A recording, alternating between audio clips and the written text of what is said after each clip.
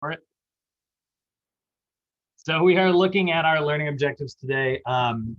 Things that we want to cover. We want to understand the principles that are involved when it comes to exercise training and like how growth actually happens and how we can overload the muscles and things like that in order to like trigger growth. We'll talk about like the idea of making sure that things are reversible. That way, like we can kind of work in both directions, but also we can understand like if someone is detrained, how to get them back to where they might have been before. We'll describe ATP again. We always got to tie everything to understanding our energy systems. We'll also talk a little bit about like the difference between anaerobic adaptations versus aerobic adaptations.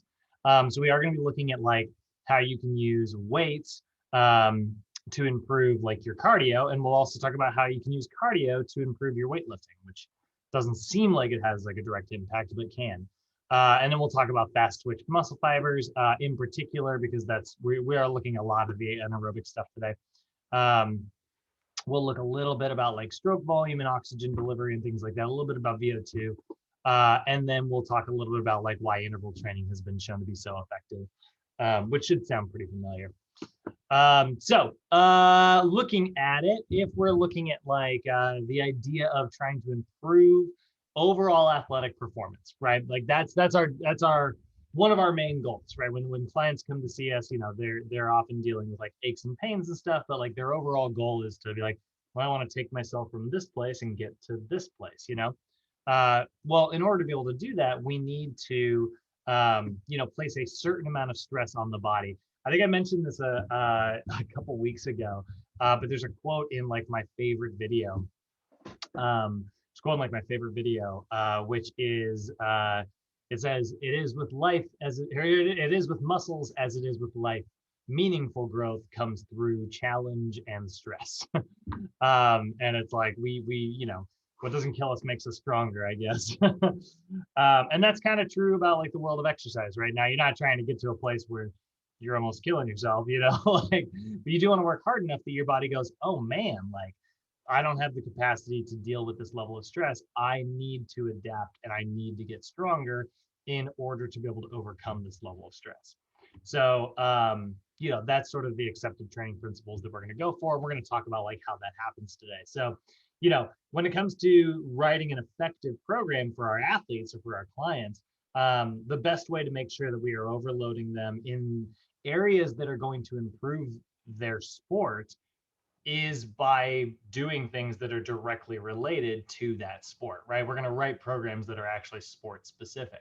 If you have a marathoner, training them to do like maximum powerlifting isn't a very effective adaptation, because like they rely on completely different energy systems, right? And vice versa would be true as well. So we will talk a little bit about like which, making sure that like we're tying that to our sport specific like goals and adaptations and stuff. And then we'll also talk about like why it's so important to make sure we have a strong and healthy cardiovascular system. I think, we've kind of talked about that a lot already in this course, and we've talked about it for those of you who've, been here a mod or two. We've definitely talked about why cardio is important, but like, we just know that like regular exercise, it decreases your risk of obesity, it decreases your risk of diabetes, it develops your blood pressure in a really positive way. It helps eat up your cholesterol in really positive ways. Like exercise has a really beneficial impact on, this leading cause of death in the US. The number one thing that kills us is heart disease. So first thing we're going to look at is this idea of the principle of overload. So the principle of overload states that the principle of overload is basically describing like, kind of why our job exists, right? It's a principle that states greater than normal stress is required for training adaptations to take place. The way I always like to phrase this with my clients is like, we're trying to trigger your muscles to say something like, oh no, I sucked at that, and so that's like, oh, I need to get better, and so like they'll develop a little bit, right? And here's you want to know something kind of funny, guys. We don't really know why we're programmed this way. We don't necessarily know the why behind why, like how why our DNA is programmed to actually develop and get stronger. I mean, it can be assumed that like, it's just programmed into us. And like, it's like, well, of course, yeah, it's like you do something, you know, like if I go out in the sun every single day, my skin's going to get darker, you know, like it's going to be like, oh God, we're not resistant enough to the light. And so it'll develop some more pigment to become more resistant. Well, the same thing happens in muscles, and we're not 100% sure why some people are programmed a little bit better that way and why others are not. But we do know how to make it happen. And that is the principle of overload. Anytime you stress your body out, it will develop resistance in response. You know, you break something down, it comes back a little bit stronger. You break it down again, it comes back a little bit stronger. The way I always like to, it's almost like it's like you do 10 push-ups and your body goes, what did you do to my pectoral muscles? You broke everything, you know, like, and then your body like repairs it, makes it more resistant to damage. Like, all right, well now 10 push-ups isn't going to hurt us anymore. So you go to the gym, you do 11 push-ups, and your body's like, what the heck, man? You know, like it has to keep up.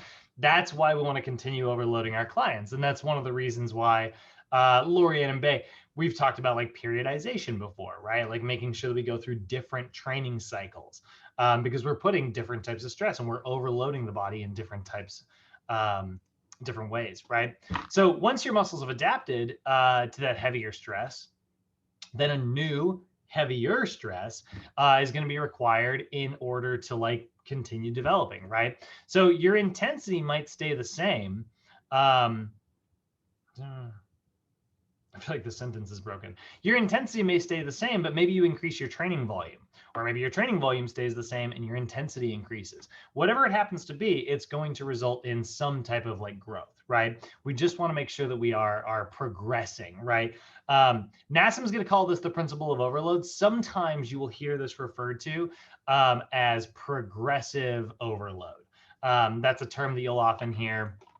You know, if I look up progressive overload, right, you'll see a million articles on the internet that talk about like different ways to experience growth. And, you know, they're all really good examples, right? I love this one right here. This is just a really great example. You can see in week 1, he went with 10 reps at 80 kilograms, right? I don't know how much weight that is, 800 divided by, or 80 divided by 2.2. But that's 10 times 80. So that'd be like, you know, he was lifting 800 kilograms per set. He did 3 sets. So that's 2,400 kilograms of total volume. Week 2, he felt a little bit stronger. And on his first set, he had a little bit more endurance. So he did 11 reps instead of 10. That's only one more rep, but that was a difference of 80 kilograms overall in his training volume. So his training volume went up slightly, which means that his body got stronger between week 1 and week 2. And so then he decided to give it a stronger stimulus, right? And then again, we see like 11 reps on the first set, and he felt really good again, and he did 11 reps on the second set, right? And we see, you know, right here, he increased it by 160. So that's a really good example of like increasing, you know, if we were trying to develop endurance, that's a perfect example of like progressive overload that would develop endurance, right? We increase the number of repetitions.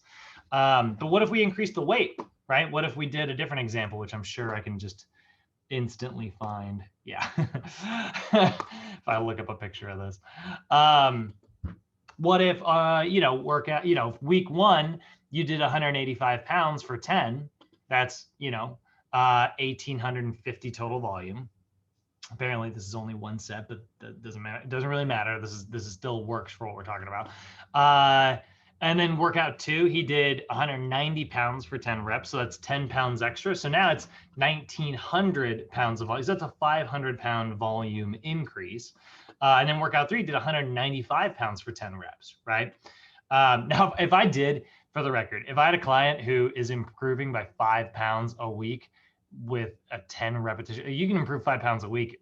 Not that hard. It's not that hard if you're doing like 3 repetitions, but like if you're improving it 5 pounds a week in the 10 rep range, that means that week 1 and 2 were not hard enough. That means that like it should have been more intensive. Then that's a problem that sometimes people make as well. It's like they don't overload in the beginning, and then it's like I progressed, and it's like, yes, but like you weren't working hard the entire time, you know? So that's, you know, that's another way to increase the progression, right? And then we see here's the number of repetitions, right? 50 pounds times 10, then 11 times 12. So that's, again, increasing. And then, or maybe we just add sets, I added sets this week to my routine. I went from 3 sets down to 4. That's a way to increase progression, right? I did the same weight for all of my sets, but I'm doing 1 extra set now. So let's say this is 185 pounds for 10 reps that, for 3 sets, or let's say it's 100 pounds for 10 reps, because I want to make my math easy. 100 pounds for 10 reps, that's 1,000 pounds of total volume. 3 sets, that's 3,000 volume. Week 2, that's 4,000. Week 3, that's 5,000. So we can see that's another way to apply progressive overload. So you'll hear progressive overload sometimes. If you ever look this stuff up outside of NASM, you'll hear the term progressive overload a lot, but NASM likes to use the principle of overload, which I think is good. I think both those are really effective terms. But basically, if your body doesn't have a reason to adapt, then it won't, So what are some of our responses when it comes to okay, all right, great. So we're talking about adapting, right? But what adaptations can we make? What are the ways that our body adapts to things, right? Well, there's hypertrophy, right? Actually, this should be in bold. Why is this not in bold? Hypertrophy, which is your body experiencing muscular growth. Paula, you're our newest, so start practicing saying the word hypertrophy now, because we don't want to say hypertrophy. That's not how we want to pronounce it, and that word is tricky. So so hypertrophy is muscular growth, right? If I just look up hypertrophy, you'll see very, very just, lots of pictures, just muscles, big muscular dude. That's hypertrophy right there, whoop, right, getting bigger. The exact opposite of that would be atrophy, which means opposite of. So atrophy would be you can see this person's leg was probably in a cast for a really long time or something. I don't know, that something has happened there, but that's muscular atrophy, right? It's loss of muscle growth. So if we consider hypertrophy, your body experiencing tissue growth in response, we need to put the types of stress on the body that will result in tissue growth, rather than the types of stress that will result in endurance. So increasing the repetitions, is that an effective way to experience hypertrophy? Maybe. You may get some muscular growths by raising up your reps. You went 10 reps the first week, 11 reps the second, or 12 reps the third. Maybe that'll get you some more hypertrophy, but we got to consider what causes muscular growth? What causes hypertrophy? And in order to understand that, I got a fun video. If I can, I'm going to try one more time and find it. I want to show you this freaking great video of hypertrophy. Let's see if that shows it instead of progressive overload. Ha! There he is. All right. Here's a really smart Australian guy to explain the different versions of hypertrophy that we've got.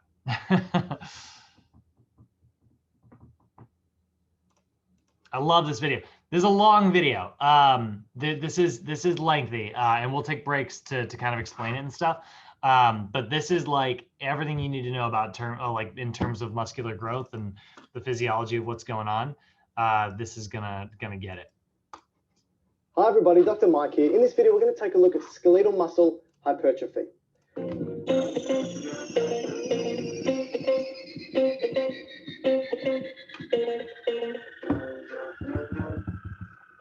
Now, we all know that going into the gym, lifting weights, undergoing resistance training increases our muscle mass, muscle volume, muscle size, and muscle cross-sectional area, all of which we term skeletal muscle hypertrophy. But the question is, how does this occur? So in this video, I'm going to go through the mechanisms that promote skeletal muscle hypertrophy. But the first thing we need to go through is the skeletal muscle itself. So let's just say... I just realized I forgot to share the sound. There we go. We have a whole muscle like a bicep, for example. Now, we know that this whole muscle is surrounded by connective tissue that we term fascia. And if we have a look inside of that whole muscle, you'll find that there's these discrete areas called fascicles. They themselves are surrounded by connective tissue, which we call perimysium. Now, you can see within each fascicle, we're gonna have skeletal muscle cells known as muscle fibers. And you can see these fibers. Now, if I were to take one of these fascicles and pull out one of these muscle fibers, which we call a muscle cell, you're gonna see a couple of things. Firstly, it's surrounded by connective tissue as well. So the whole muscle, connective tissue, right? The fascicle, connective tissue, and then the muscle fiber, connective tissue. Now, this is called the endomysium, that connective tissue around the muscle fiber. And underneath that, you've got the cell membrane, because all cells have a cell membrane, and we call this, for muscle cells, the sarcolemma, all right? Now, you can see that I've drawn up a couple things. First of which, these little blue things here are called satellite cells. They're going to be very important when it comes to hypertrophy. Satellite cells are sitting between the sarcolemma, so the cell membrane, and the connective tissue, the basal lamina. Okay, and they're sitting there and they're quiescent, which means they're asleep and they're waiting to be stimulated and do something very specific in order for skeletal muscle hypertrophy to occur. The other thing you can see is the nuclei of skeletal muscle. They have more than one. And again, this is important when it comes to satellite cells. Remember, the nucleus is where DNA is transcribed. We make more DNA. Now remember, proteins come from amino acids, which come from DNA. That's important. You can also see that if we were to take out one muscle fiber, that inside they're really filled up with these things called myofibrils, these tubes. Now, these myofibrils are made up of proteins. Two major types of proteins. There's more, but two major types you need to know called actin and myosin. Now, what you're going to find is that these proteins inside the myofibrils, they're contractile proteins, because not all proteins are contractile, right? But these are contractile proteins. Now, you'll see that dispersed between the myofibrils, we have some organelles, some subcellular components, things like mitochondria, right? Mitochondria is important for producing ATP, energy, which we need for skeletal muscle contraction. We also have things like sarcoplasmic reticulum. Now, the sarcoplasmic reticulum is the endoplasmic reticulum, but for skeletal muscle. And their important role is that they are the storage unit for calcium. We also need calcium for muscle. So remember when we were talking about muscles, right? Now these kind of got all the pieces out there, right? We've got the little proteins here, right? This is our myosin strand in the middle, and it's got these little heads that want to reach up and bind to actin, and then that causes the sliding action in the sliding filament theory or sliding filament model.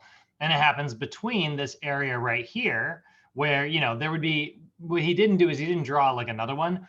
See this little, this actin strand here, there'd be another actin strand right here and here and here. They kind of straddle each other like this, creating this kind of zigzag sort of shape, right?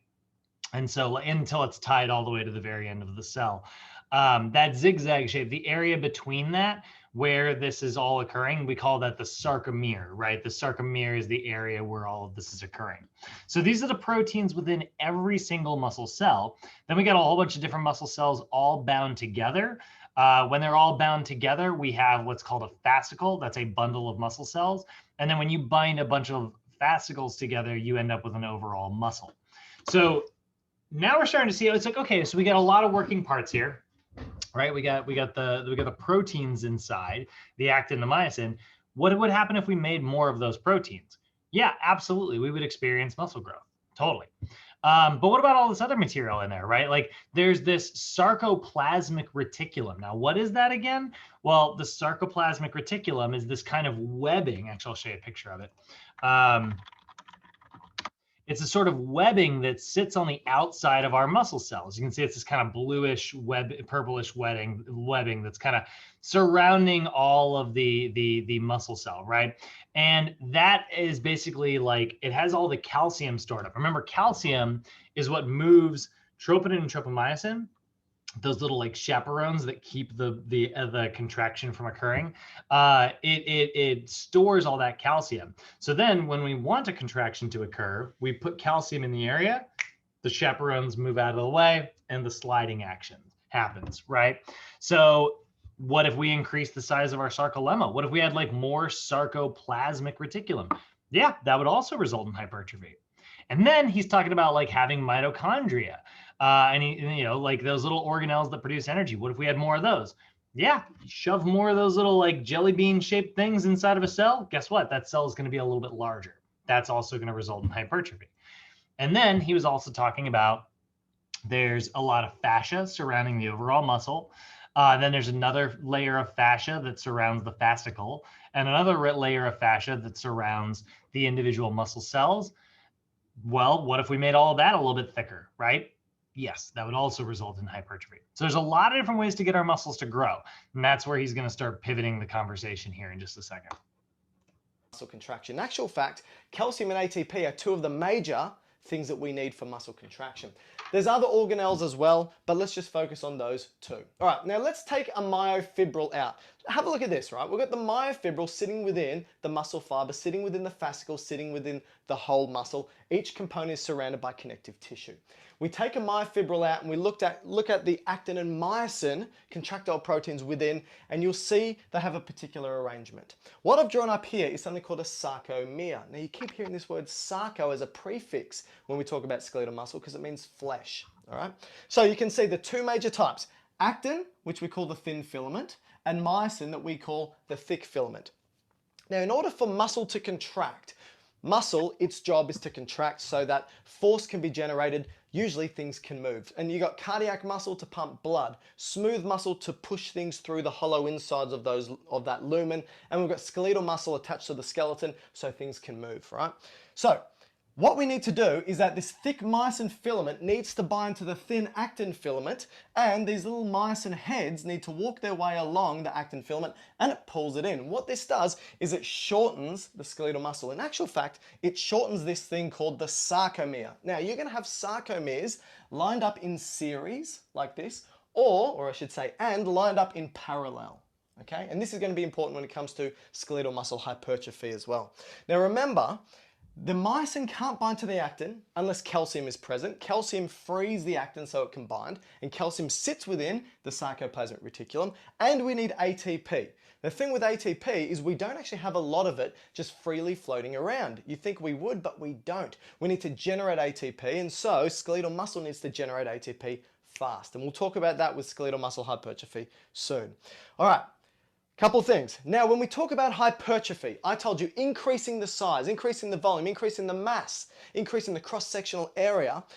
What do you think is increasing here? Is it the whole muscle? Is it the fascicle? Is it the muscle fiber? Or is it the sarcomere? Or is it the protein subunits of the sarcomere?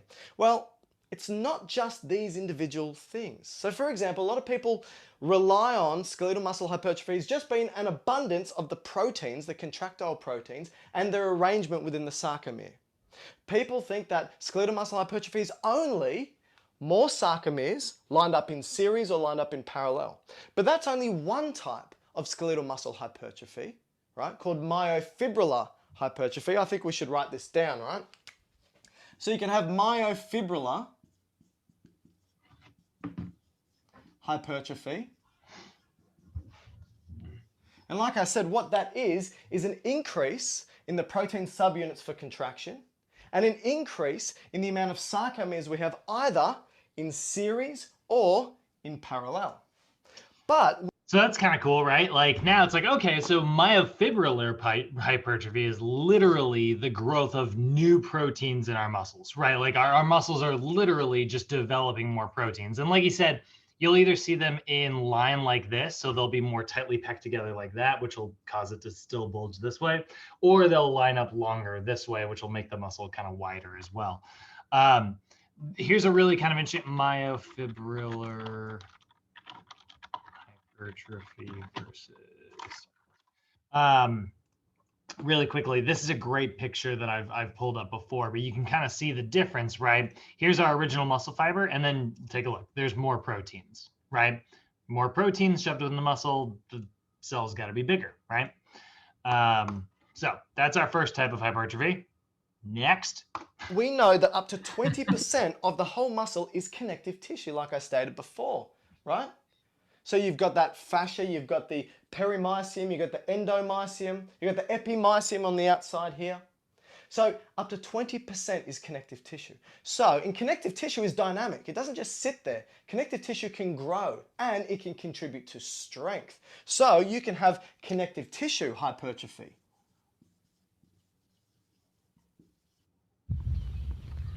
No. I'm not joining CrossFit.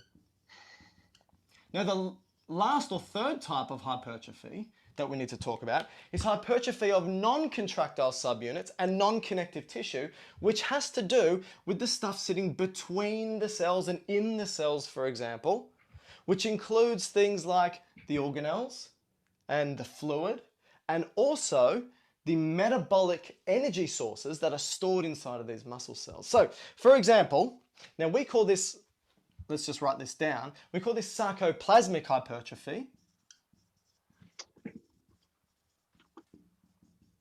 We're not going to talk too much about the connective tissue hypertrophy. I mean, it definitely happens, but it's kind of a smaller one. But sarcoplasmic hypertrophy, remember, all cells are swampy. They all have fluid within them, right? Some of that fluid is the sarcoplasm, right? So that's where if you are telling your body, it's like, man, we need more fluid in these cells, the cells will be larger, right? They're more filled water balloons, basically. And so like that's your sarcoplasmic hypertrophy. So what we're referring to for sarcoplasmic hypertrophy is an increase in the size or abundance or volume of the organelle. So it could be the mitochondria, it could be the sarcoplasmic reticulum, could be the T tubules that skeletal muscle needs to propagate that action potential to tell it to contract, right? It could be an accumulation of fluid inside, and it could be an accumulation of the metabolic products needed to produce energy.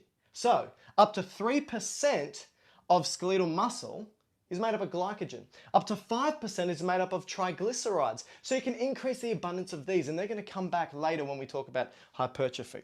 So these are the three major types. Now the thing is, what causes these types of hypertrophy? So Dr.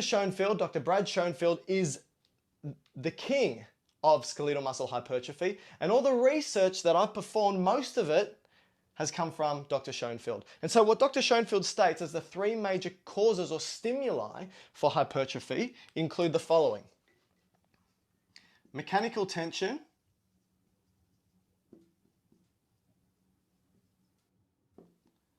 metabolic stress,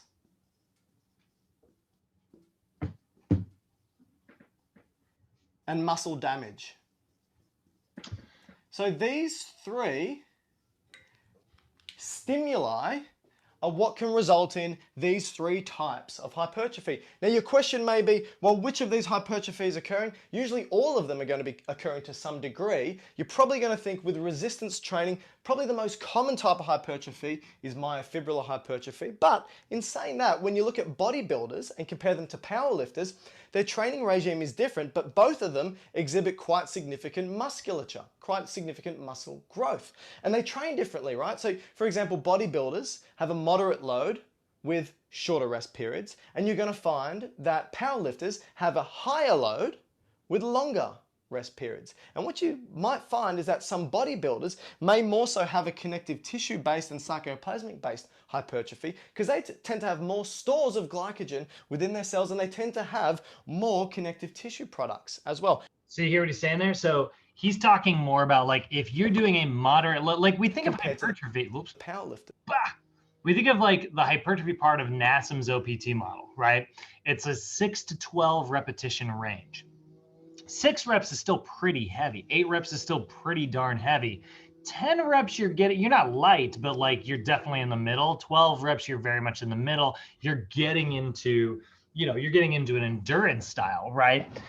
Because we think about like our time under tension, right? If we were doing 6 repetitions at 4 seconds a rep, that'd be about 24 seconds worth of like work. 12 repetitions would be like 48 seconds. So we're staying very much in the glycolysis energy system.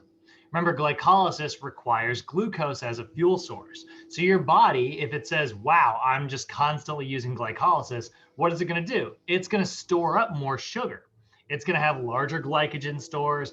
It's going to have more cellular plasma, right? Cytoplasm, in order to be able to deal with that increased, amount of that need for lactic acid production. So so a bodybuilder who's lifting not super heavy, but relatively heavy, and they're doing like not high repetitions, but like somewhat high repetitions, they're getting a lot of connective tissue and sarcoplasmic hypertrophy versus power lifters who lift really heavy and they take really long rest periods. So they really don't spend that much time. They're in the ATP-PC system.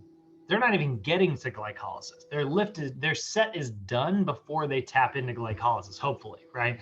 Well, that's going to trigger their body to go, wow, that was super freaking heavy. We need more proteins to be able to like lift that much weight. So that experience is more myofibrillar hypertrophy, right? We'll see a bodybuilder have really big muscles, but not that many proteins inside because they have big muscles thanks to all of the other stuff that's in there, right? Fluid, maybe mitochondria, maybe connective tissue. And then a power lifter, they're going to have, much more like proteins inside, and they might not have that cellular plasma, which means a power lifter is not going to have very good endurance, they're going to be really explosive, and then that's kind of it. Products as well compared to the powerlifters. So training type can be specific to the type of hypertrophy you get, right? Oop, hold on 1 second. Hey, Bait, I think your mic's undone. We can hear you. Thanks. Hey, sorry. Thank you. No sweat, no sweat.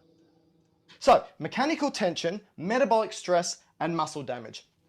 Of these, mechanical tension is king, right? And you'll find that metabolic stress and muscle damage are additive to this process because you rarely get skeletal muscle hypertrophy on metabolic stress alone and muscle damage alone. Now let's talk about some things. Let's talk about how this can result in this. All right, so when you've got mechanical tension on a muscle, so you're lifting a particular load over time. And so we know that we have eccentric portions of a movement and concentric portions. Now in the eccentric portions where you've got lengthening of the muscle, but these sarcomeres are contracting, you can have damage occurring to the myofibrillar units. Now, damage promotes some form of inflammatory response. It can recruit cytokines and inflammatory cells, and this promotes repair. That's great. What also happens is this type of damage wakes up the sleeping satellite cells, the quiescent satellite cells, and they are myogenic cells. That means they're basically muscle stem cells. And what they can do is they fuse, since they're sitting underneath the basal lamina, right, but above the sarcolemma, they fuse with the muscle cell. They're all muscle cells, remember. They fuse with them and they donate a nuclei. That's why we've got more nuclei here. Donates a nuclei, and what that means is there's now more nuclei, more DNA, more transcriptional activity, more amino acids and proteins being produced. In actual fact, there's a little bit of biology lesson in that, but this is where this video gets like kind of pretty complicated. But like satellite cells are these special little cells that kind of live in our muscles. We call them progenitor cells, and basically they're not necessarily a stem cell, but they're really similar to stem cells, which is like a cell that's like, what kind of cell am I? I don't know. Like they're like, I can be anything. And then they just kind of become whatever they need to become, which is great. Like if you ever, get super damaged, like, stem cells possibly, is like a path to kind of fix that. So in our muscles, it absolutely works that way. So these satellite cells, basically, they will go, okay, well, we need more nuclei. And your nucleus within a cell, remember, it's our brain of our cell. The reason it's the brain is because it has all your DNA. And DNA basically like sheds a copy of itself, allowing your cells to like develop like another copy, right? So that's how your cells are able to divide and stuff. So by having more nuclei, you are able to make more DNA. With more DNA, you're able to tell your body to make more stuff, right? That's why it's related to hypertrophy. You don't necessarily naturally have just like a lot of nuclei. You have a lot of nuclei as it is, and you have a lot of those satellite cells. And those satellite cells are the ones that are going to kind of become nuclei. So when you look at skeletal muscle, the larger the muscle is correlated with more nuclei. And this has to do with that satellite cell. So the satellite cell is really important for donating the nuclei. But in addition, the satellite cell can call upon particular transcriptional activities, right? Since it's got this additional nuclei, transcribe more pathways associated with anabolic or growth pathways. So for example, mTOR, MAP kinase, calcium signaling pathways, all of these can be recruited pathways for growth, anabolism. All right, so we'll focus on that. Now, when you look at the eccentric and you start to go into that pattern of movement, eccentric stretching at the same time that it's contracting, you can find that in some studies, animal studies predominantly, that the types of growth that you get at the sarcomere is an addition of sarcomeres in series. And when you get more concentric movements, the addition of sarcomeres is in parallel. All right, so again, the type of that movement can change what type of hypertrophy you have at the sarcomere. So talking about... So that's one more reason to not only focus on, that's why we don't lift like this. We don't go, and then drop them, and then just drop them, right? I hate it when I see people do that. The swing, do this thing, right? Or it's like, drop. No. We don't do that because we have two different types of muscle growth here. We've got muscle growth by stacking the proteins this way. That is associated with lengthening or eccentric contractions. And we have muscle growth where we bulge the muscle up wider.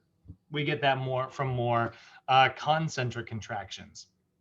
Now, I've heard people, I don't have a strong opinion on this, and I don't have any evidence to back it up, but I've heard people say, if they have if they have trouble, with certain gaps in the way that their muscles have developed, focusing more on eccentric versus concentric lifting. So if you wanted to have a bigger peak on your bicep, for instance, where you wanted it to go this way and peak up, you would focus more on concentric lifting. But if you look at my bicep, you'll notice it's kind of a big gap between my elbow here.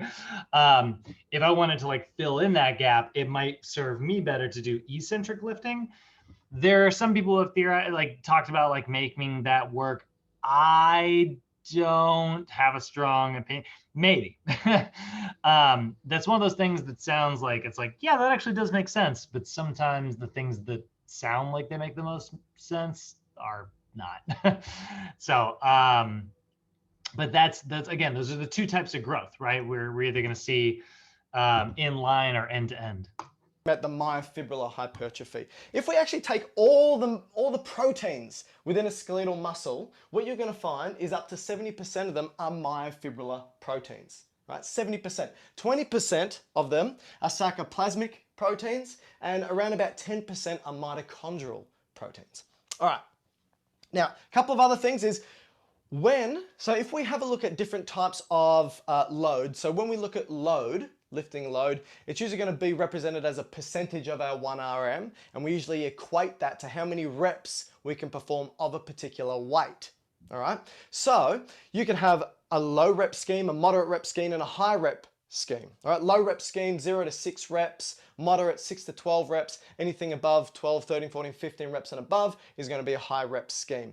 So what they've found is that the low to moderate rep scheme seems to be more beneficial to hypertrophy compared to high rep schemes. And the reason is a little bit complex, but has to do with a couple of things. Has to do with mechanical tension and has to do with metabolic stress and muscle damage. But let's look at metabolic stress now. So when you lift a particular load, we need ATP. And I told you that ATP is needed for muscle contraction. And I told you we don't have many reserves of ATP. So we need to produce it. Now, when we need to produce it immediately, we use something called the phosphocreatine pathway.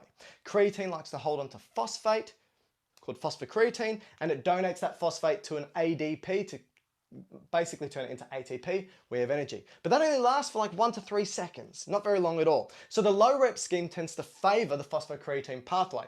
When we go into the moderate rep scheme, right, 6 to 12 reps, We go past that and we start to go into glycolysis. We start to use glucose for energy. Now, if we're doing this quick and fast, and remember, when you have glycolysis and it jumps into the mitochondria, it uses oxygen to produce heaps of ATP. If we need more ATP than we have available oxygen, it has to go through another pathway, which is producing lactate, right? And ATP as well. Now, the thing is, lactate production is associated with hypertrophy in this sense. Lactate can pull water, has a strong osmotic gradient, right? It pulls water into the cell and causes the muscle cell to swell. This swelling of the muscle cell puts pressure on the sarcolemma, so the cell membrane, and this actually stimulates a couple of things. It stimulates amino acid transport and it stimulates anabolism or protein synthesis. Brilliant. So this is something that that's kind of cool, right? This is why, it's kind of funny, but when you work out and you feel like your muscles are kind of puffy, right? And they sometimes you'll have people that's like, they call it the pump, right? You need the pump. Arnold Schwarzenegger was very famous for talking about the pump. But you get that like, pumped up feeling, which again, very much associated with hypertrophy style lifting. In the slightly higher repetition. So like getting to the end of glycolysis, right? We're talking about like, as it's like, okay, lactate is building up and building up and building up. It's like, now it's just like in your muscles and you're like, it burns.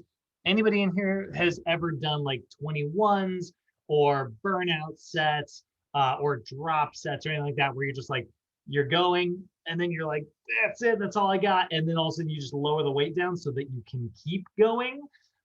If you've ever done any of that type of training, and you'll notice that like your muscles will puff up substantially. This is true and embarrassing. But when I was younger, I used to always make sure that like if I was going to the gym before I also like had a date later that night, I would literally do like a couple extra like burnout sets. That is the 22-year-old version of me. But that's what I'm sure I'm not the only guy out there who's done that. But that's like the pump, quote unquote, that you'll experience during like heavier styles of lifting. Lactate can do. Lactate production is also associated with testosterone levels and growth hormone levels as well. All right, so it seems to be, this is why the moderate rep scheme seems to be represented as potentially the most beneficial when it comes to hypertrophy. But let's not forget volume, all right? So that's load. Volume is adding up all your reps and sets in a single session, and it seems to be the higher the volume, the better it is for hypertrophy as well. Now, let's talk about something that involves both metabolic stress and muscle damage, which is hypoxia. So hypoxia so this last little bit here, this is mostly going to be academic. You're not going to find anything about NASM mentioning like hypoxia here. But if anybody has seen the hypoxia hypertrophy, if anybody has ever seen what are those freaking things called? Oh, come on.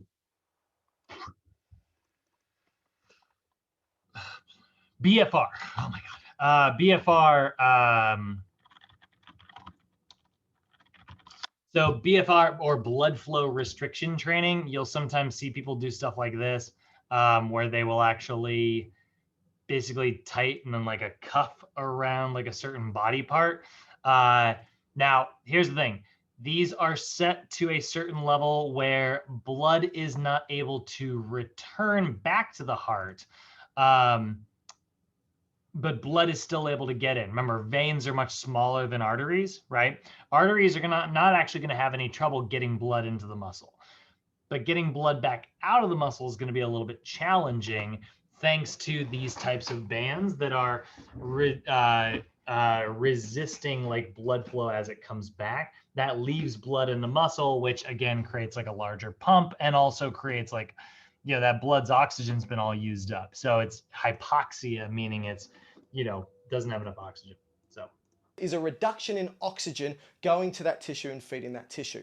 So often we call this vascular occlusion, and there's some types of training where you occlude the vasculature with a cuff for example. And it seems to be that this type of hypoxic or banded vascular occlusion training can increase muscle hypertrophy if done in accordance with exercise. And it doesn't even need to be under high load. So what they've found is that hypoxia training or vascular occlusion training without any exercise, just the vascular occlusion, can maintain muscle size and strength for individuals who are bedridden. If you mix it in with exercise, there seems to be an additive effects with hypoxia and exercise to promote hypertrophy as well. So that's really interesting. Why? It's a very new thing. It has not been around that long. I would avoid this if you do not have specific training on how to do it. You know, you are literally occluding blood, you know? Like I just saw a picture actually. Like you'll see people sell these bands. I mean, at least these bands, they have like measurements on them, so it's specific. But like this picture here, this guy's literally just tying rubber bands, or I guess maybe that's cloth, around his arm. Like he might be cutting off arterial blood flow, which you do not want to cut off your arteries. Your arteries deliver oxygen. You do that, you could literally kill a muscle. So like, yeah, don't like, to me, this is dumb. But if you're going to measure it using like a type that's like measurable and, you know, you are making sure that it's only cutting off your venous blood flow, vein supply, not artery supply. There is some new evidence out there in the last couple of years that has been suggesting that this works. For the record, though, you can only use it on your arms and legs. That's pretty much the only place you're going to be able to attach one of those cuffs, because good luck trying to cut off blood flow to, you know, your glutes. All right, let's finish up this video here. Why does this hypoxic event promote hypertrophy? Couple of theories. One of which is that of lactate. So when you've got no oxygen, we're forced to use glucose to produce ATP and lactate. And like I said, lactate pulls water into the cell. It swells, promotes amino acids and protein synthesis, and it also promotes growth hormone and testosterone coming in. The other thing is when you have a hypoxic environment, low oxygen, you get the production of reactive oxygen species, one of which is nitric oxide. Nitric oxide tells blood vessels to dilate. So after that training, when you release the cuff or the band, you get increased in nitric oxide, tells blood vessels to dilate, you get hyperemia, which is more blood to that area, carrying all the metabolites that you require for growth. So maybe that is also another factor coming into play. So what I've gone through here is the anatomy of the skeletal muscle and gone through the different types of hypertrophy and also the different causes of these particular hypertrophic events. Hopefully that helps and makes sense. Okay, so yeah, so that's the principle of overload. I mean, that's what results. We need to overload the body in, you know, we talked about a couple different ways, right? Mechanical tension, metabolic stress, right? There's a lot of different ways to overload the body and result in growth, right? Anybody have any questions before or are we, now that we're kind of all set up to talk about what we're talking about, any questions? Bay's feeling good. Paula, how you feeling? Paula's feeling good. Lorianne? I just see a bunch of Simpson thumbs. Good. Cool. All right. So that's hypertrophy and that's atrophy. Atrophy, by the way, would happen if, I mean, honestly, if you did use that blood freaking cuff thing and, you know, arterial blood flow, yeah, you'd be screwed. You wouldn't just experience atrophy, you would experience freaking muscle death. Do not cut off blood flow. Do not cut off blood delivery. Ever. So here's something all of this that we were talking about was very much like talking about muscular growth. What about nervous system growth? What about developing your nervous system and making it stronger? Well, remember we talked about how we have our nervous system is a series of motor units, right? Which is a single neuron, that's a motor neuron, and all of the fibers that neuron stimulates or innervates, right? So when we look at a motor unit, it's a unit of several muscle cells all contracting simultaneously. Well, if I wanted to get stronger, I would develop more motor units, right? And as my body makes like, experiences hypertrophy and like grows the muscle, then my nervous system develops more neurons to interact with those muscles. The more neurons you have, the stronger you are going to be, because you're going to be able to control your muscle fibers much better. So motor units are another really great way to progressively experience overload. You could do this by increasing the stabilization demand, right? If you did an exercise, like let's say you're doing like a military press, right, with like a barbell, right? And then maybe next time you decide to do like, you're trying to progress, you do a dumbbell shoulder press. Now, personally, I think those are two totally different exercises.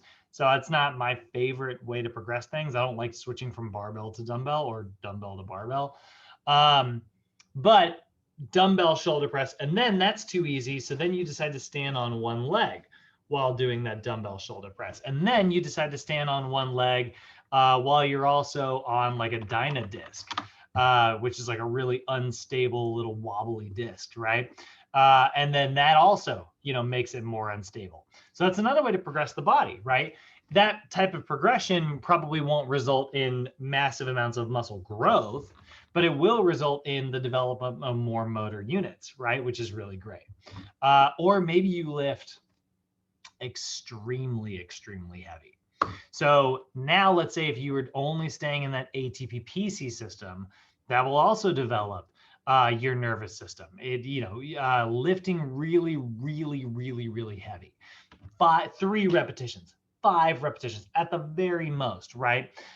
Keeping your lifting time under tension less than like 10 seconds per lift, per set.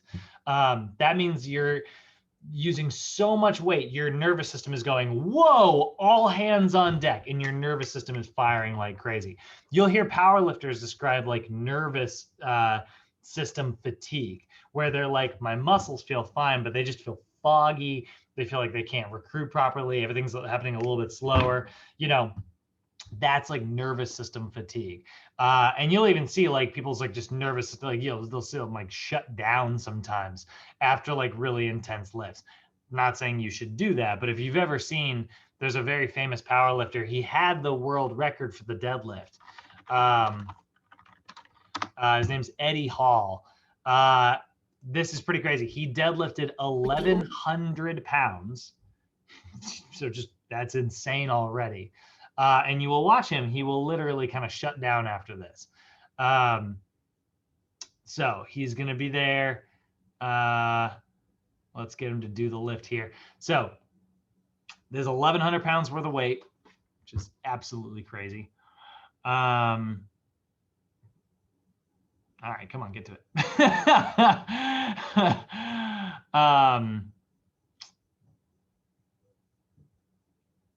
Oh my goodness, come on, Eddie. I thought I went to the preview of the video.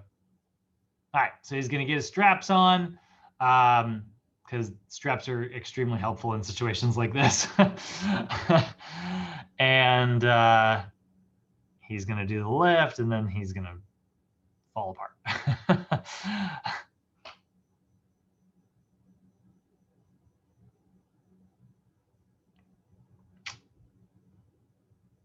Friggin' impressive. So he gets it all the way up.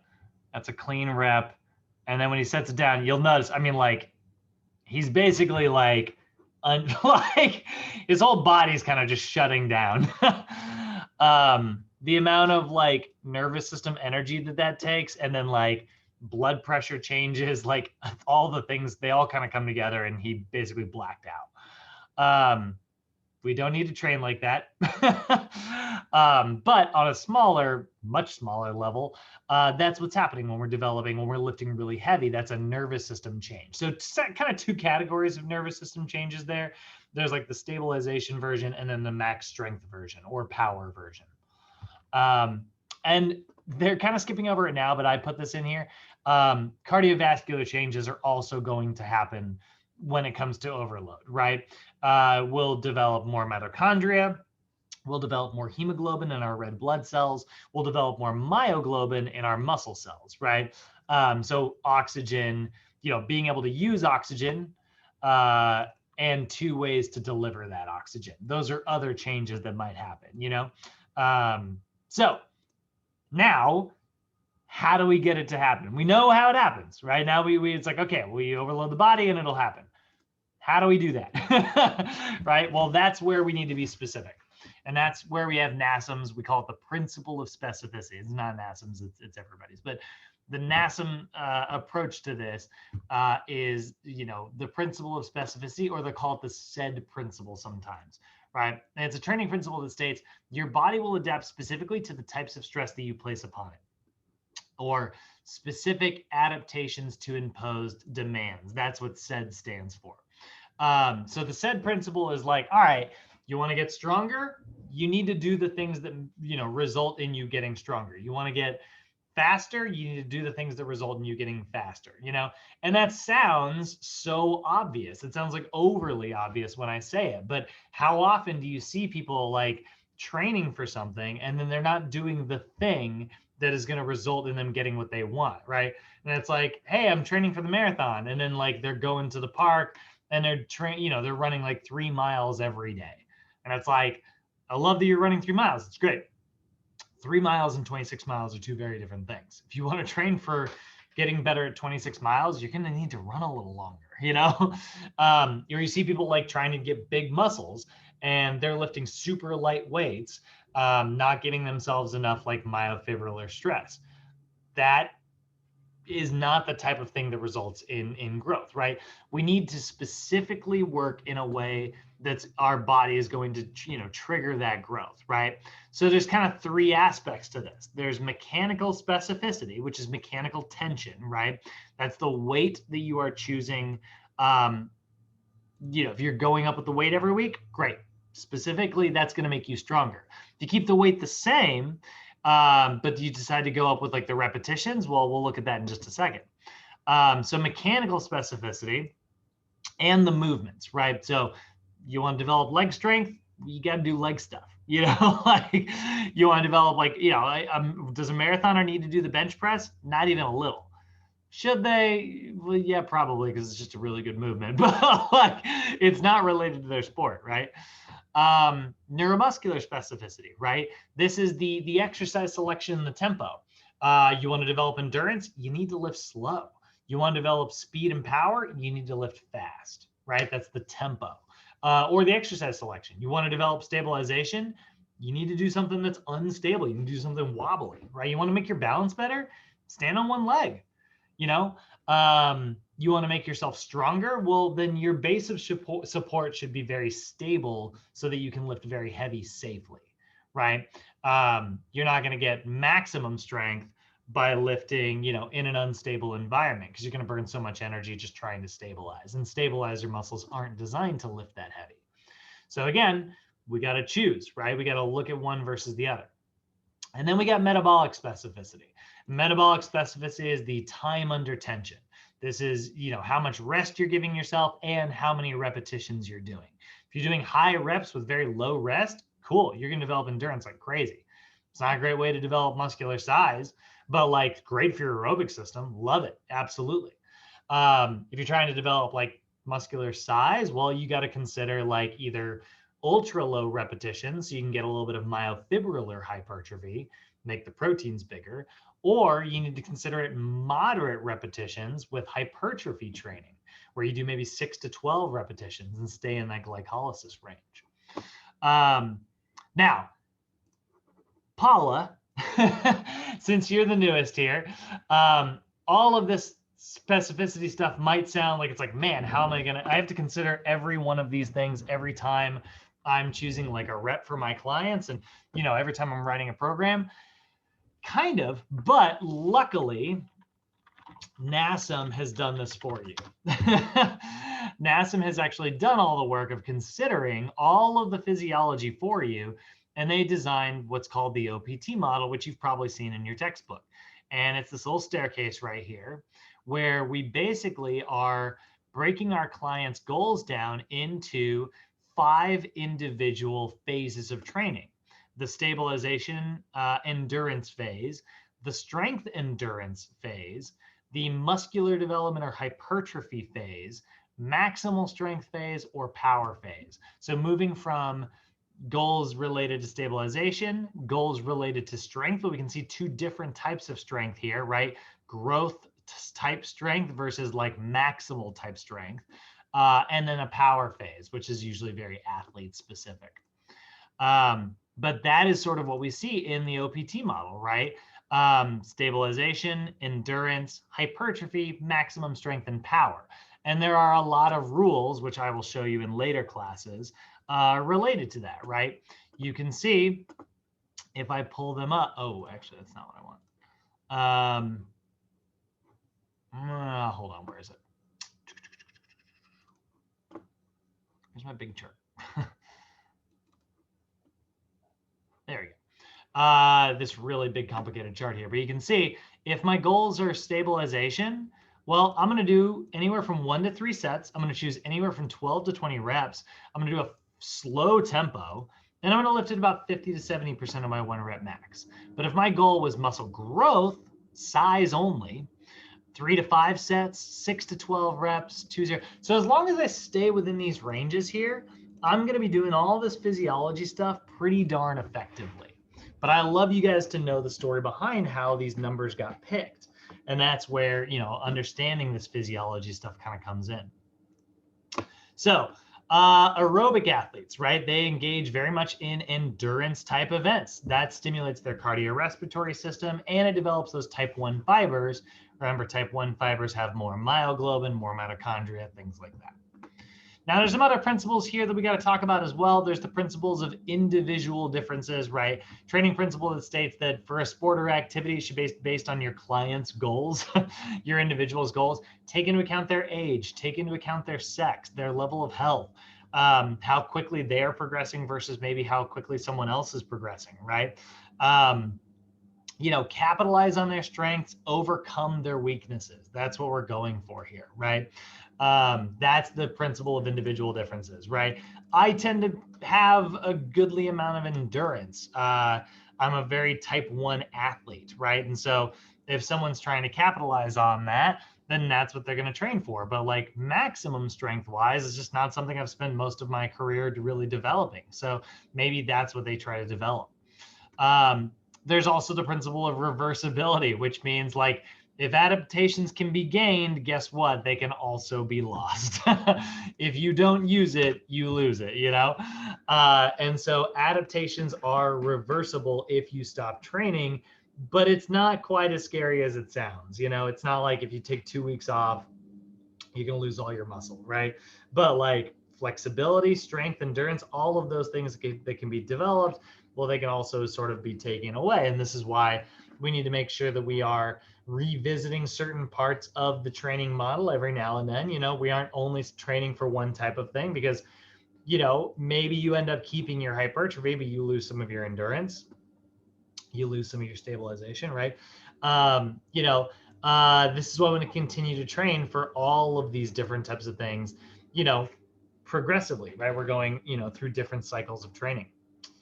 And then we also have the principle of progression. You know, we need gradual increases, right? Not too intense to make, you know, which could result in an injury.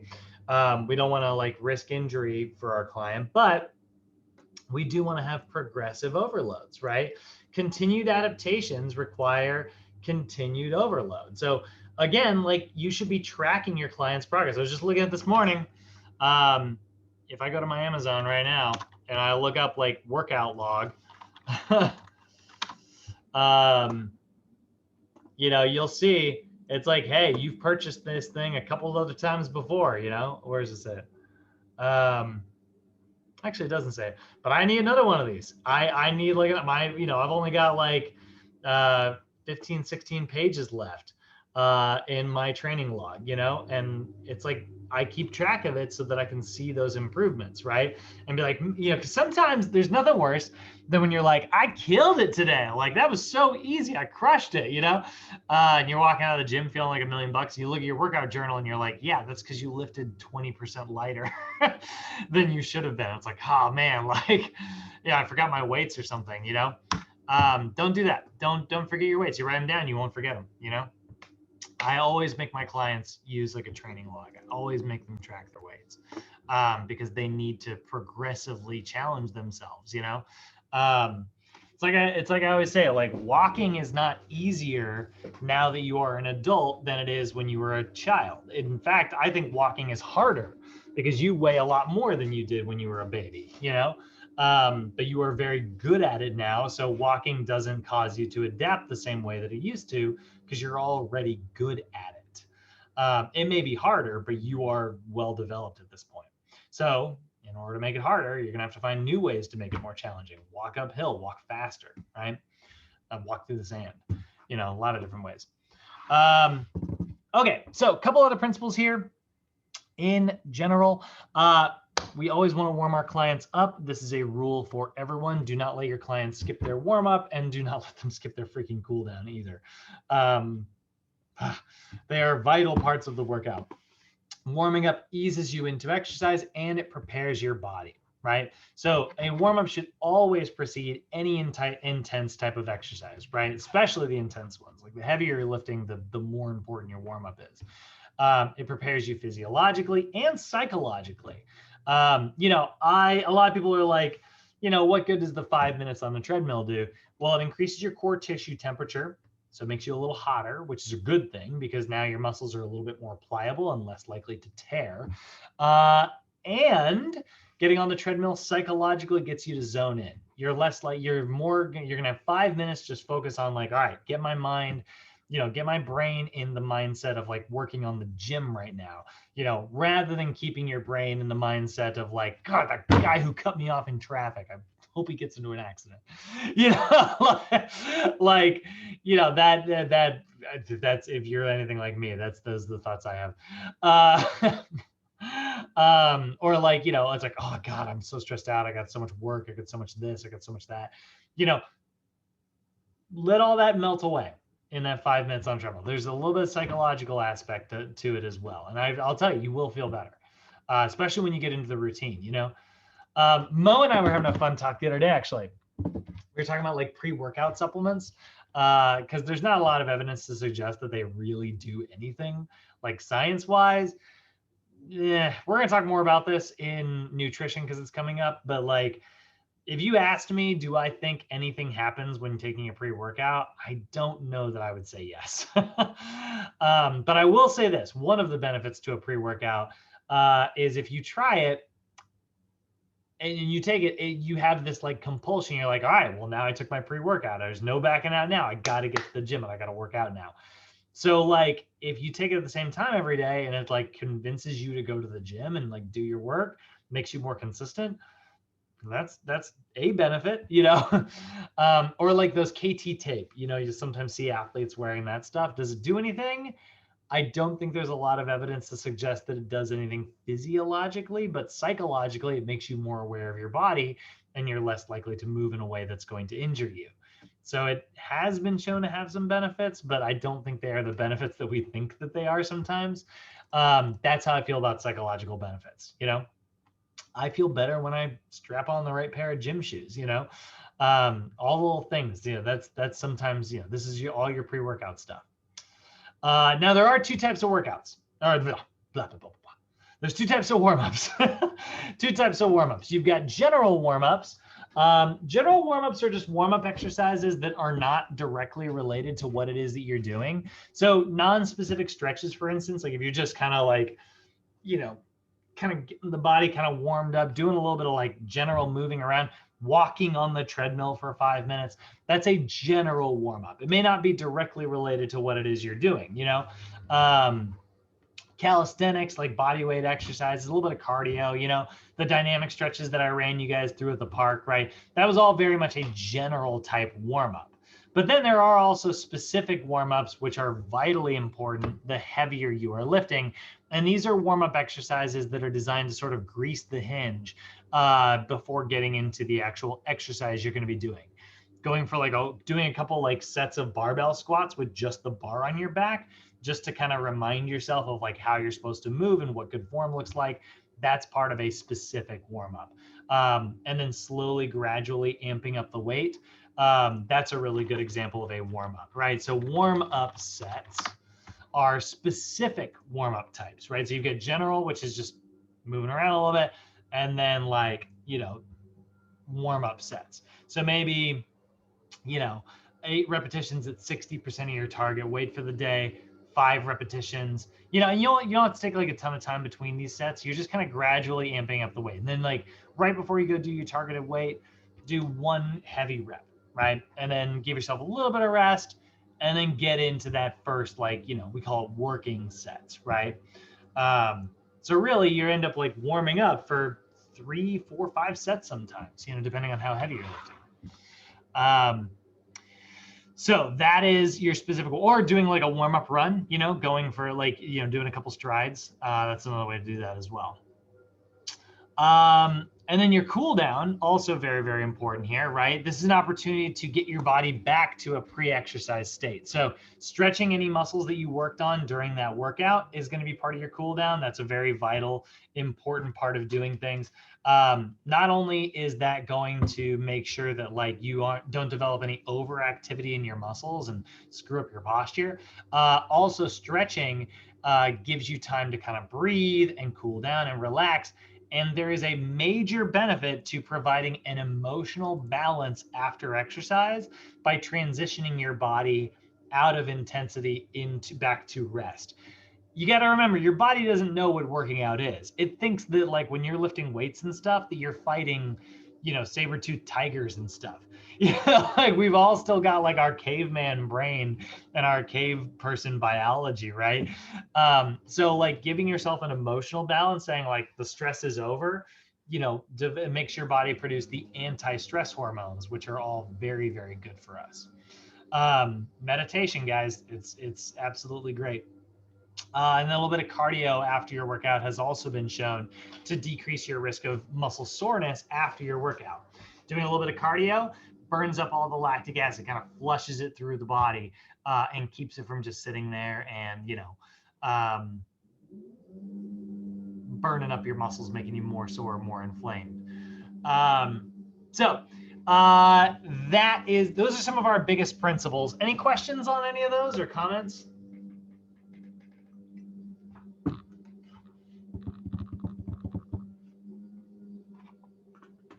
Alrighty.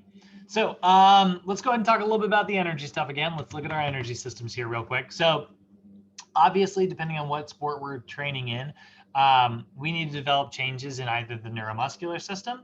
Those are usually related to stabilization or maybe maximum strength.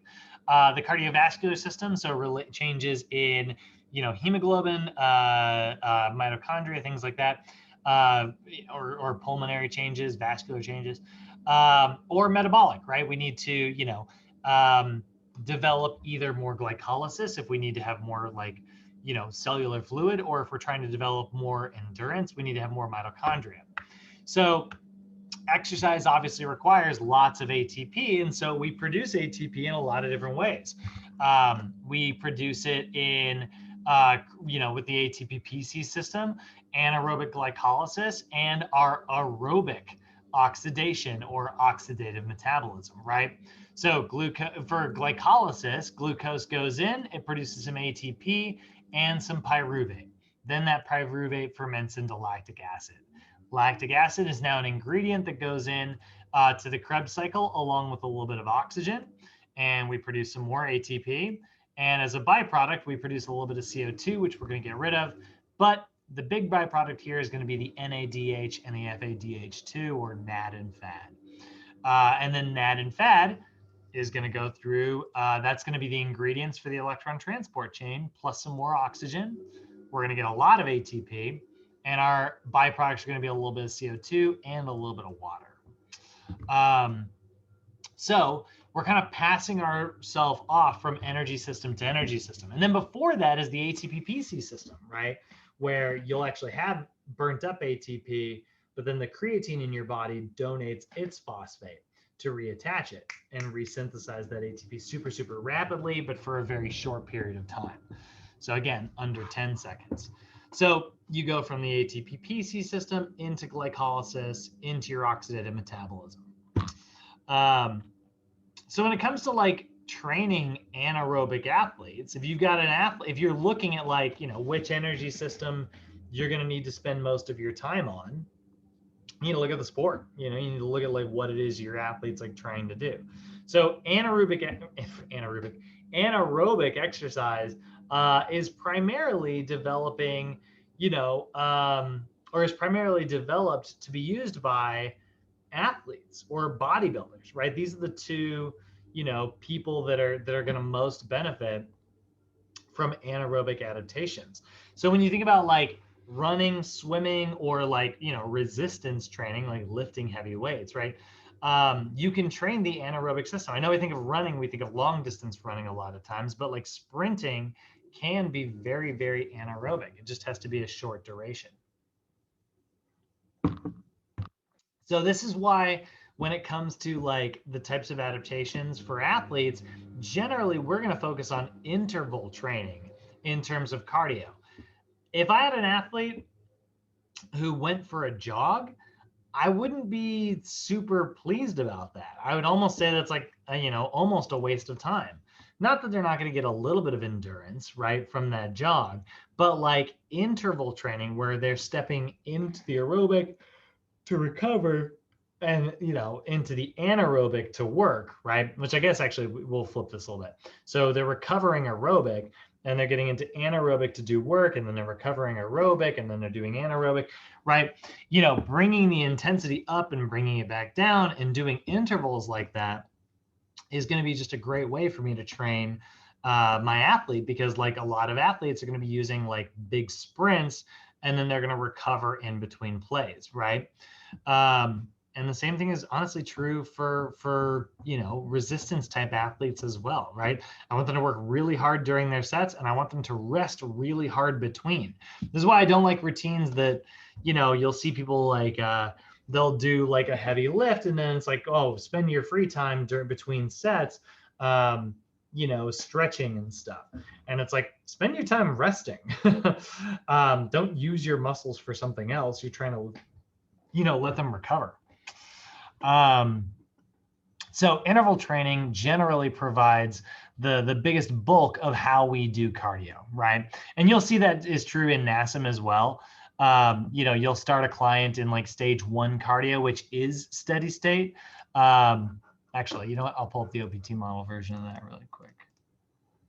Did I do a cardio one? No. Yeah, I did. All right. So we look at like here, right? If I had a client who's in the stabilization level, they would get a stage 1 cardio routine, which would be steady state cardio, where they get their heart rate to about 65 or 75% of their heart rate max for 20, 30 minutes, right? And so it's literally just like, all right, elevate your heart rate. That's going to build me a foundation. But again, we don't experience very good adaptation after that. The body plateaus really hard, right? So now I need a greater stimulus. And that's where if I move into the strength level, phases 2, 3, or 4, I'm going to give them stage 2 cardio, where maybe they recover at 65 to 75%, but then they work really hard at 76 to 85%, right? I amp up the intensity. So maybe they do like 2 minutes recovering in zone 1 and 1 minute working really hard in zone 2. And they just repeat that over and over and over again for 10 rounds. And that's my 30 minutes of cardio. Or maybe I do the HIIT training, the really high intensity interval training, where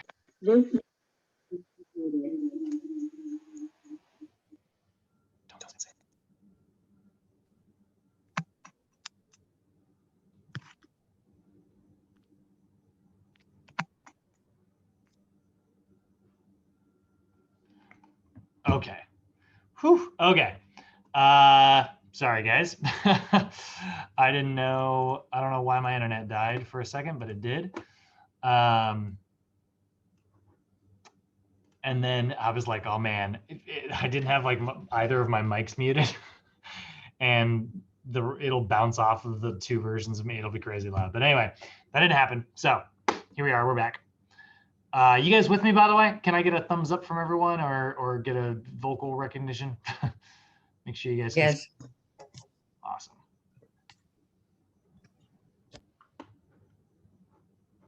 Okay, cool.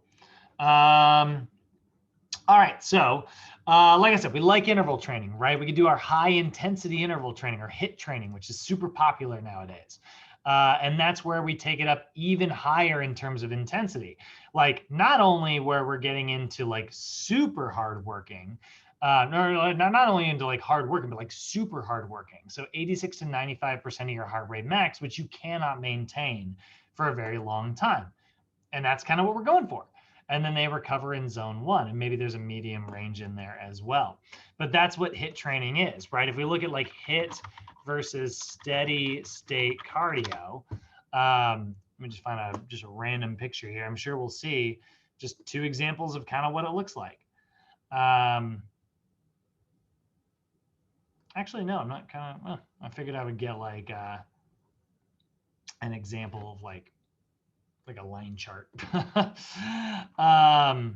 But you will see it definitely develops like very different type athletes, you know. It's the difference between like developing, again, like your sprinter or your marathoner.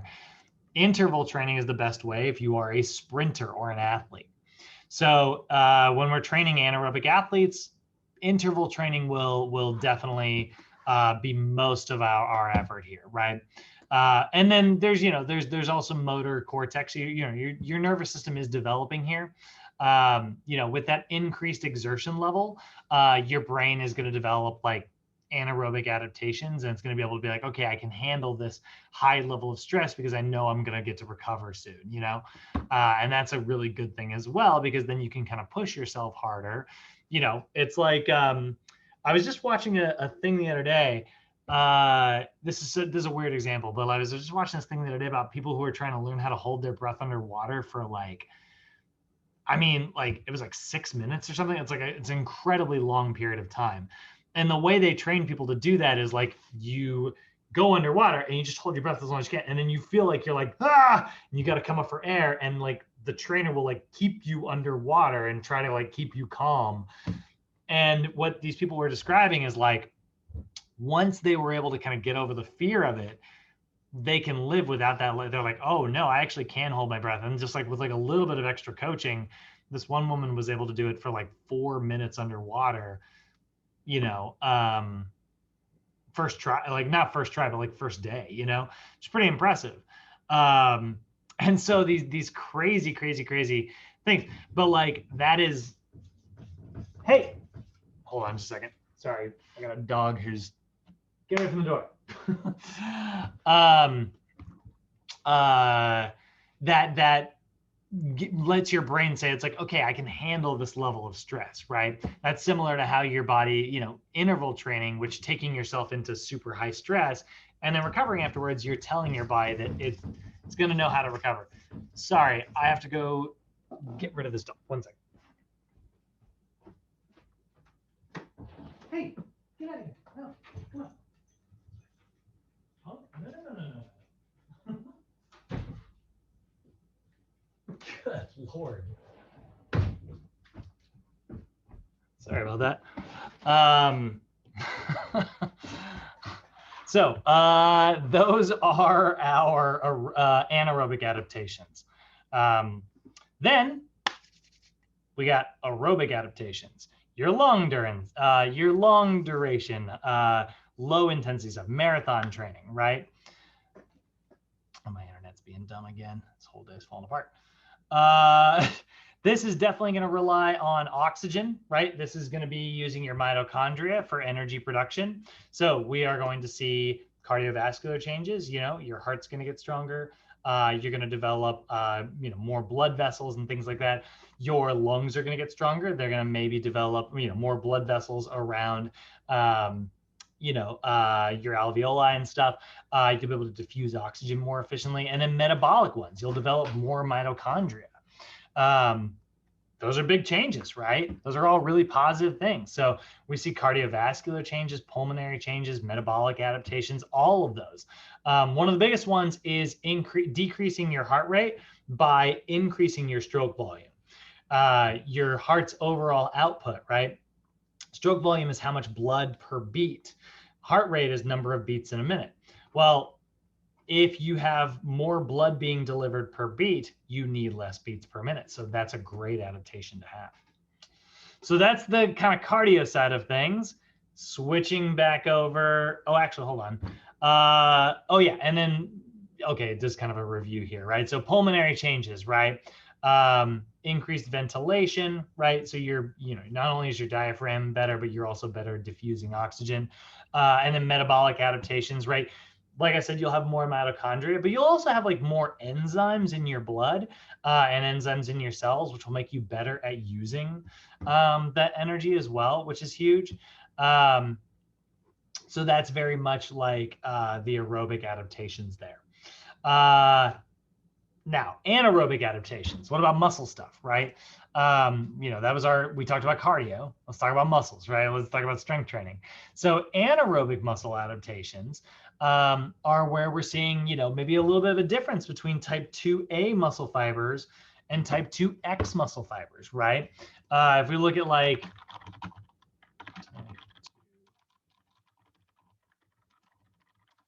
if you look at the difference between like your fast twitch and your slow twitch, actually, there's a blog by NASM. That's kind of cool. What do you got, NASM? Give me a picture here. See, I like the ones that have charts.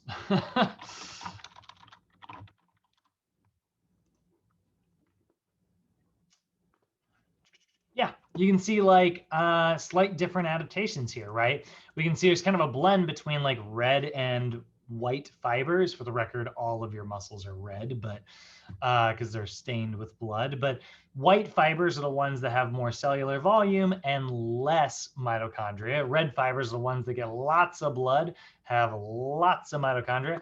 So you can see this red fiber muscle over here is great for long distance running.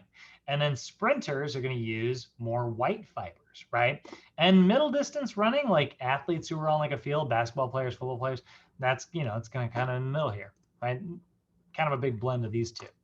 So when you look at the difference between type 1 and type 2 muscle fibers, right, you need to either develop, whichever ones you are trying to target specifically. So plyometrics, for instance, which are super explosive, super fast exercises, are very good at developing type 2X muscle fibers because you can't do them for very long. You're going to work very intensely, and then you are going to need a long duration of rest, right? That's great for developing type 2X.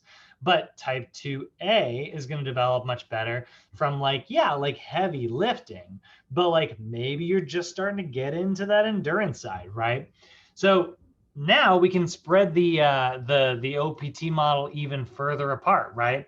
When we look at like resistance training, let me talk about the OPT model here, right? You've got stabilization, which is very much like, type 1, maybe type 2 muscle fibers.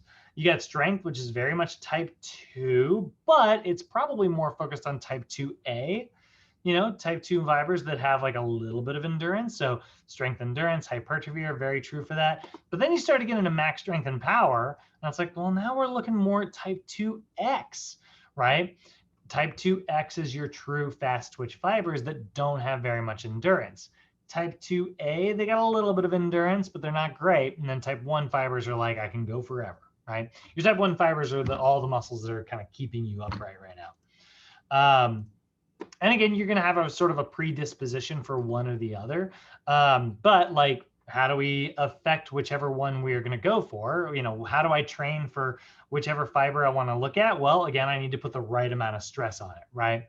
So factors that affect that anaerobic training, you need to be able to deal with the discomfort that comes along with anaerobic training. Build up that you need to build up that lactic acid, and you got to deal with it, right? This is why sometimes when you go for a run, if you've ever gone for like a really hard run or a really hard lift, if you ever get a little nauseous, that's lactic acid leaking in, to the rest of your body. And yeah, it is kind of making you a little nauseous. Arnold Schwarzenegger used to say, if he didn't throw up on leg day, he didn't work hard enough. This is insane. But like, that's kind of what happens there, right? So what's great about dealing with that discomfort though, if you do a little bit of interval training as a bodybuilder, it actually does have really big benefits and a good amount of carryover to your hypertrophy training. because it will teach you to deal with that lactic acid production, right?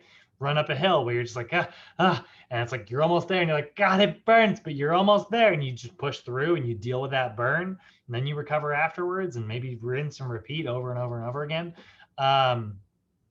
That is a great way to learn how to deal with lactic acid.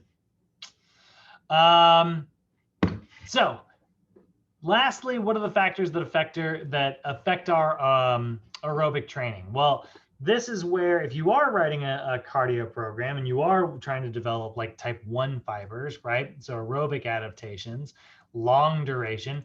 Well, one of the things we're going to consider is what's called our FIT principles. Now, I'm not spending a ton of time on this in the notes here, but your FIT principles will come back a lot. I'm sure you guys have seen them many times. Paul, this is your first time seeing these, but this is something that's in your textbook a lot. When you're writing a cardio routine, you just kind of want to consider the FIT principles in the back of your head while you're kind of telling your client what to do. And what they are, FIT stands, it's F-I-T-T, and then NASM likes to add an E at the end. But it is the frequency, intensity, time, type, and enjoyment of the exercise you are giving your client, right? So the intensity is the level of demand placed on the body, right? So your intensity is how hard someone is working, okay? Your frequency is how often they are working. I should start with that. Sorry. Frequency is how often they are exercising. So like choosing like how, maybe they do 2 days a week or maybe 3 days a week, right? That's frequency. You cannot have high frequency and high intensity. If you do, you're asking for an injury. If you have high frequency, you need to have low intensity. But you can't expect to sprint for maximum effort every single day. Intensity is the level of demand, and that's a level of demand compared with the level of demand compared with your maximal effort, right? So, that should be a minimal amount of effort at the time. If you are trying to develop endurance. If you're trying to develop like strength, well, then you need to have a maximal amount of intensity. The time is the length of time that is going to be spent during your workout session. So again, the more intense it is, that's going to change your time. Or it could also be the length of time spent in like a program, 4 weeks, 6 weeks, whatever. Type is, what you're doing. If it's a treadmill, if it's a spin bike, if it's a elliptical, a rowing machine, if it's lifting dumbbells, that's your type. And then NASM likes to add at the end there, they add the enjoyment factor. The enjoyment factor is just like, hey, if your client hates the routine, I will take a less scientifically sound routine that my client enjoys and is willing to do every day than a routine that is more scientifically sound and then my client has a hard time committing to actually do it. So that's the enjoyment factor there. Factors that affect your aerobic training, right? Again, looking at interval training, right, where we do moderate. What are some good intervals? What are some suggested work to rest ratios? So it kind of depends on what system you're trying to target. You can see here, if you're going for a cardio workout, a 1 to 3 work to rest ratio is really good for training your immediate energy systems. So you're primarily focusing on the ATP-PC system here. So if you did 10 seconds of work followed by 30 seconds of rest, that's a great way to train the ATP-PC system. So there's a little bit of interval training, right?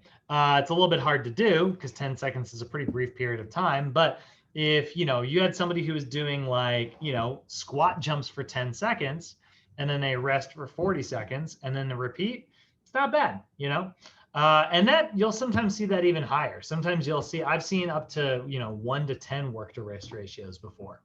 10 seconds of work, 100 seconds of rest. That's a lot of rest, right? That means that your ATP-PC system is definitely fully restocked by the time it comes around.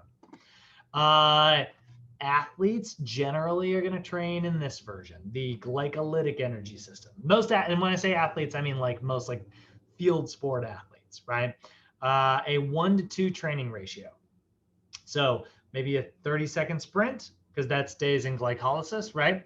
Followed by 60 seconds recovery, repeat for 7 rounds, or however long. So that's a 1-to-2 ratio. And then there's the 1-to-1, or even like the 1-to-1.5, or sometimes you'll even see like, that's that 1-to-1 ratio. That's your aerobic. If you're training aerobic, it's like, okay, 1 minute on, 1 minute off, 1 minute on, 1 minute off. 1 minute off is not enough time for you to fully recover. And 1 minute on is such a long time that you're very aerobic. So like doing a minute hard, a minute easy, a minute hard, a minute easy, that's great for steady state cardio. I know it's not fully steady state because you're going hard and easy. But like that's really good for aerobic endurance. Marathoners train at a 1-to-1 ratio. Field sport athletes generally train at a 1-to-2. And like, if you're trying to lift really, if you're trying to get a little bit of cardio in as like a bodybuilder or as a power lifter, you're probably going to do something closer to like a 1-to-3 work to rest ratio. Now at the end here, there's just a couple little considerations. Everything we've said today is also going to be affected by your genetics. Genetics play a major role in everything about us. So, depending on like what your lung capacity is and, your natural like, predisposition for muscle size or strength or things like that, what fiber compositions you have. We have more type 1 people versus more type 2 people. You look at Arnold Schwarzenegger as a kid, he was a naturally big dude. He was destined to be a power lifter. Or if you don't believe in destiny, he was genetically predisposed to be a bodybuilder, and so like there's definitely some genetic considerations there. Aging plays a factor. Aging is obviously associated with a difference between skeletal mass. We'll talk more about this in our senior training program design class, but like as we get older, we're a little better at type 1 fibers. We're more aerobic athletes as we are older. Which is why I think so many older guys like golf. It's a kind of a long duration sport. It takes freaking hours. I can't stand golf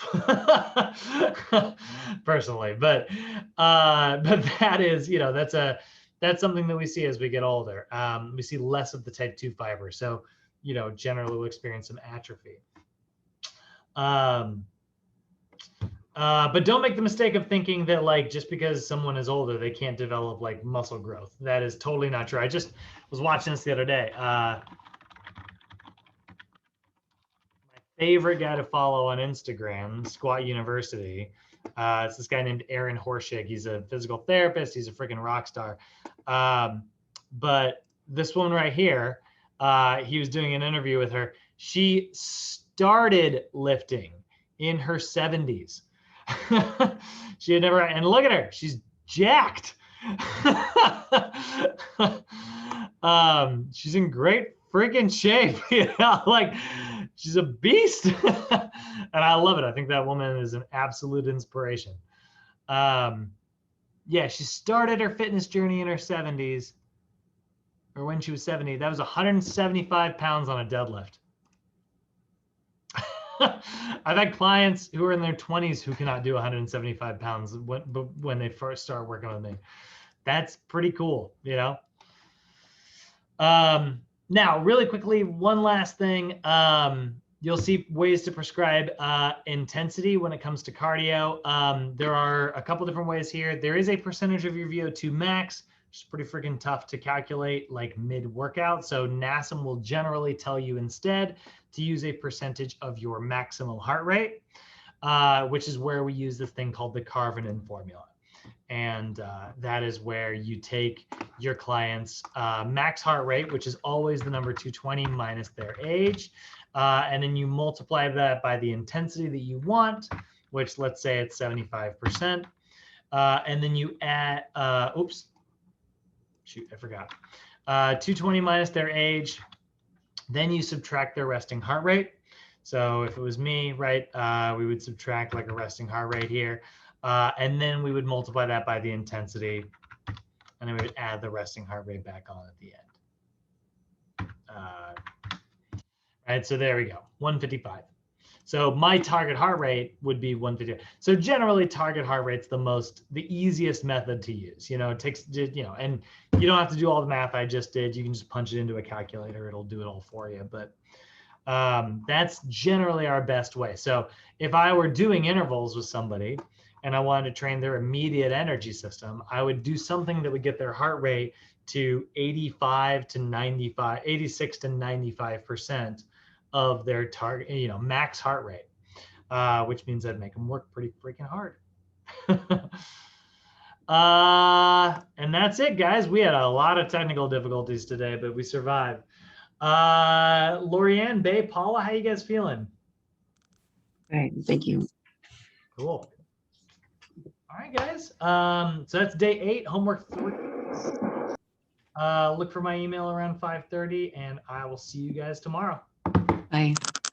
All right, see you Have guys. a good day, everyone. Bye. Have a good one. Thanks, Bree.